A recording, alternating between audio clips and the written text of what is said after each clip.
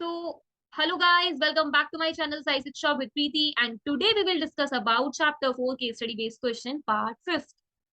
So, before moving into first question, please do like, share and subscribe my channel and share कर दो सारे psychology friends के साथ ताकि उनकी भी हेल्प हो जाए और वो भी एक लर्निंग स्टफ से हमारी साई शिक्षा से जुड़ पाए. So, start with question number 1. Just a second. Question number 1. Ivan experiences distress and constantly complaining of snakes crawling inside his stomach. Identify the disorder and the symptom that Ivan is experiencing. ठीक है, तो first part क्या है भाई, identify करना है disorder और symptom बताना है इवान जो एक्सपीरियंस कर रहा है. सेकंड में ये लिखा है भाई एक नेगेटिव सिम्टम भी बताना है इस डिसऑर्डर. ठीक है, और ये टोटल जो क्वेश्चन है ये 2 मार्क्स.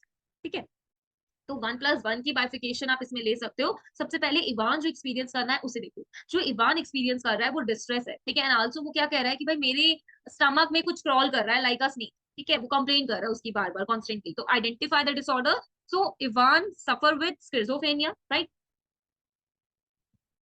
स्किजो से ये स्किजो डिसऑर्डर से बेसिकली क्या कर रहा है आपका जो इवान है वो सफर कर रहा है, राइट. अब इसमें बताना है सिम्टम कौन सा है. तो ये कौन सा सिम्टम है आप इसको गेस कर सकते हो. ये क्या है, एक हेलुसिनेशन है. क्योंकि उसका एक फॉल्स बिलीफ हो रहा है ऐसा उसके स्टमक में एक्चुअली नहीं हो रहा है. तो that is called hallucination. And which hallucination is called somatic hallucination.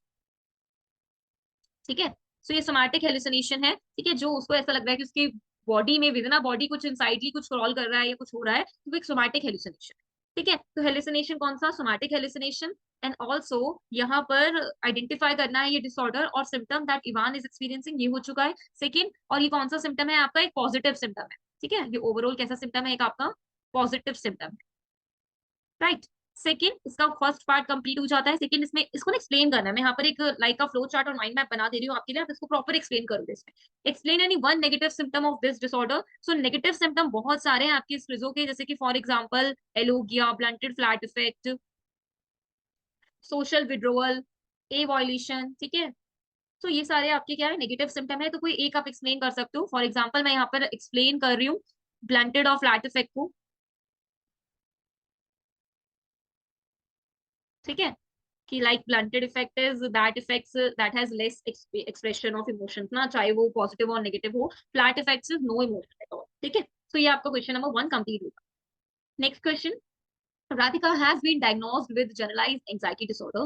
Explain the development of this disorder with the help of diathesis stress model. तो मैं यहाँ diathesis को शॉर्ट फॉर्म में लिख रही हूँ एक्रोनिम बनाकर DSM. ठीक है, ये DSM क्लासिफिकेशन वाला नहीं है, ये diathesis वाला मैं यहाँ पर लिख रही हूँ. एंड diathesis का आपको मतलब पता होगा, pre disposition, right, pre disposition. ठीक है, सो यहाँ पर जो राधिका है वो डायग्नोस्ड हुई है विद जीएडी. ठीक है, एंड यहाँ पर एक्सप्लेन करना है इस डेवलपमेंटल को, मतलब इस डिसऑर्डर के डेवलपमेंटल प्रोसेस को किसकी हेल्प से, डायथेसिस की हेल्प से. ठीक है, so diathesis include 3 components, right. First is biological aberration, biological aberration. ठीक है, सेकेंड प्रेजेंस ऑफ पैथोजेंस, मतलब फिजिकल स्ट्रेसर्स. ठीक है, एंड थर्ड इज कि पर्सन एक्सपीरियंसेस वल्नरेबिलिटी और ऑल्सो एट रिस्क.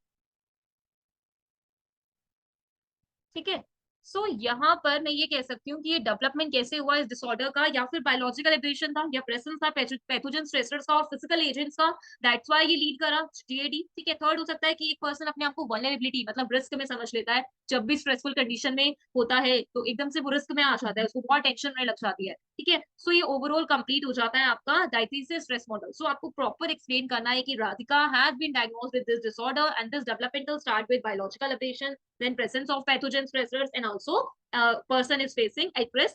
ठीक है, तो ये प्रॉपर आपको प्रेशर 3 कंपोनेंट्स इंक्लूडेड बताने हैं और एज वेल एज डायथेसिस को एक्सप्लेन करना है. ठीक है, सो ये आपका ओवरऑल क्या हो जाता है, diathesis stress model. Third is explain in 3 psychological models use to understand mental disorders. भाई इसको इंपॉर्टेंट मार्क कर लेना क्योंकि ये नंबर ऑफ टाइम्स पूछा गया क्वेश्चन है और बहुत अच्छा क्वेश्चन है. ऐसे 3 साइकोलॉजिकल मॉडल्स बताने हैं जो यूज करे जाते हैं टू अंडरस्टैंडिंग मेंटल डिसऑर्डर. ठीक है, किसके लिए, मेंटल डिसऑर्डर को अंडरस्टैंड करने के लिए. ठीक है, तो there are 3 psychological. So psychological model included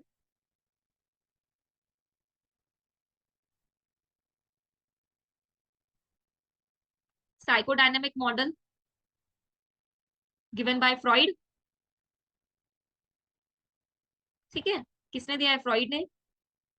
इसके बाद एक आपका आ जाता है कॉग्निटिव मॉडल.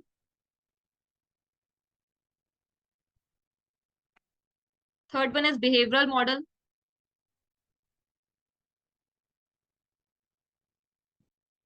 ठीक है, and last one is humanistic existential model, humanistic existential model, ठीक है।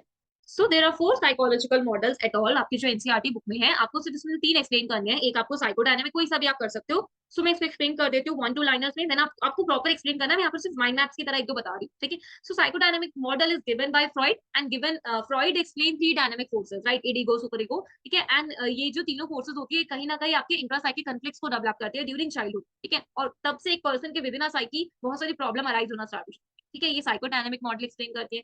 कॉग्निटिव मॉडल इज दैट कि एक पर्सन ने इनएक्यूरेट और इन इरेशनल वाली अजम्पशंस क्रिएट कर लिया, ओवर जनरलाइज कर लिया सिचुएशन को, तो लीड कर रहा है particular type of mental disorder, ठीक है। बिहेवियर मॉडल कि आपने जो लर्न किया है वो अनलर्न कर लिया है, मैलअडैप्टिव वेज में आपने बिहेव लर्न कर लिया है, तो उसकी वजह से डिसऑर्डर अराइज हुआ है। ह्यूमरिस्टिक एग्जिस्टेंशियल का अपना अपना है। ह्यूमरिस्टिक कहते हैं कि बाय बोन हम फ्री विल होते हैं, हम अपनी सेल्फ एक्चुअलाइज को ड्राइव करते हैं, जो पर्सन नहीं करता है वो particular type of mental disorder arise करता है। वेयर एज एन एग्जिस्टेंशियल वो ये बिलीव करते हैं कि आप जो हो कहीं ना कहीं आप में जो एग्जिस्टेंस है उस पर जब आप मिनिंग आउट करते हो, आप अपनी रिस्पॉन्सिबिलिटी शक आउट करते हो, ड्यूटीज को परफॉर्म नहीं करते हो, तो आप particular type of mental disorder rise करते हो। तो दीज मॉडल्स एक्सप्लेन कि मेंटल डिसऑर्डर कैसे लीड करता है, ठीक है। मैं आपको इसमें मैंने शॉर्ट बना रखी है, तो मैं आपकी ये शॉर्ट डिस्क्रिप्शन बॉक्स में ऐड कर दूंगी, प्लस ये जो मेरे डिसऑर्डर अगर मैंने समझा रखे होंगे अपने यूट्यूब चैनल पे, तो मैं उसका लिंक आपको शेयर कर डिस्क्रिप्शन बॉक्स, ठीक है।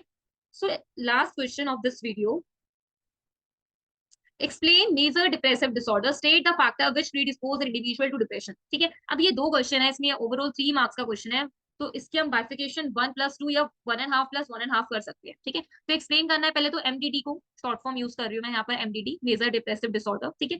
सो सबसे पहले डिप्रेशन को हम सिम्टम भी कहते हैं और एज वेल एज एक डिसऑर्डर भी कहते हैं। वाई सिम्टम इसलिए क्योंकि कहीं ना कहीं ये बहुत सारे अदर डिसऑर्डर्स में भी एज अ सिम्टम वर्क करता है, ठीक है। एंड डिसऑर्डर क्योंकि कहीं ना कहीं एक पीरियड अपना भी डेवलप करता है जिसमें एक पर्सन का मूड बिल्कुल डिसरप्ट है, ठीक है। So major depressive disorder is the period, ठीक है, पीरियड ऑफ डिप्रेशन। हम ये कह सकते हैं कि फॉर एग्जांपल आप जनवरी से लेकर दिसंबर तक बहुत ही डिप्रेस है, तो ये जो पीरियड था आपका 12 ईयर्स का, वो क्या हो जाएगा, एक मेजर डिप्रेसिव डिसऑर्डर में लीड करेगा, ठीक है। सो मेजर डिप्रेसिव डिसऑर्डर एक आपका ऐसा पीरियड होता है जिसमें एक पर्सन को lack of interest, appetite, sleeplessness, ऐसी वाली फॉर्म ऑफ सिम्टम्स आते हैं। तो आपको मेजर ऑफ सिम्टम्स जितने भी हैं आपके डिप्रेसिव डिसऑर्डर के, इस एमडीडी के, आपको ये सारे एक्सप्लेन करने हैं, ठीक है। सिम्टम्स प्लस अब इसमें लास्ट में क्या बताना है, factors pre disposing. Factors pre disposing में आपके क्या क्या आ सकता है, जेनेटिक मेकअप, राइट, कि आपकी हेरिडिटी ऐसी है, दैट्स व्हाई वो लीड कर रहा है। तो फैक्टर्स प्री डिस्पोजिंग में सबसे पहला फैक्टर है आपका जेंडर, ठीक है, मतलब वही कि वुमेन्स जो होती है वो बेसिकली वुमेन्स ज्यादा अफेक्टेड होती है मेंस के, ठीक है, डिप्रेसिव डिसऑर्डर से। सेकंड आ जाता है आपका जेनेटिक मेकअप, ठीक है।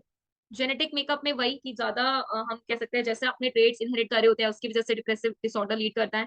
थर्ड टाइप इज एज, है ना। तो यंग, ये स्टडी में देखा गया यंग अडल्टहुड में, यंग जब अडल्टहुड पीरियड आता है या एडोलेसेंस वाला पीरियड आता है उसमें वुमेन ज्यादा अफेक्टेड होती है देन मेन के, मेन मिडिल एज में होते हैं, राइट।